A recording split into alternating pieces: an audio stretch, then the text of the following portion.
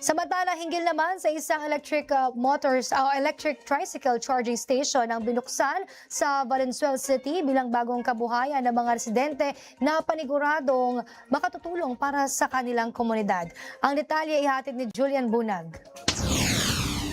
Pinangunahan ng Department of Social Welfare and Development, One Miracle Foundation at ni Valenzuela First District, Representative Kenneth Gatchalian ang pagbubukas ng isang Sustainable Livelihood Program o SLP sa lungsod ng Valenzuela.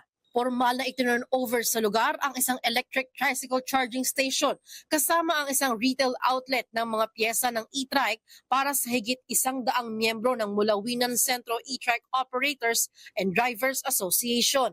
Ang proyektong ito ay layong matugunan ang mga hamon na kinakaharap nila gaya ng madalas na pagpapalit ng baterya habang namamasada at mataas na singil sa pagcha-charge ng mga ito. Mula sa 8 oras na kanilang inilalaan sa pagcha-charge ng mga e-trike sa tulong ng mga coin-operated charging station, aabuti na lang ng halos 40 minuto ang pagre-recharge ng baterya nito gamit ang fast charger. Ang pag-turnover na ito ay isinagawa mismo sa Barangay Lawang Bato sa Valenzuela City na sinaksihan din mismo ni DSWD Assistant Secretary Ulysses Aguilar at One Miracle Foundation President Jeffrey Tarayaw. At napag-isipan namin yung SecRex na dapat may isang programa na makakatulong at magiging magaan yung pag-operate ninyo.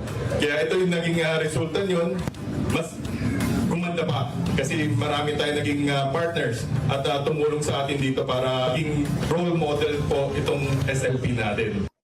Para sa totoong balita sa Bagong Pilipinas, Julian Bunag, Congress News.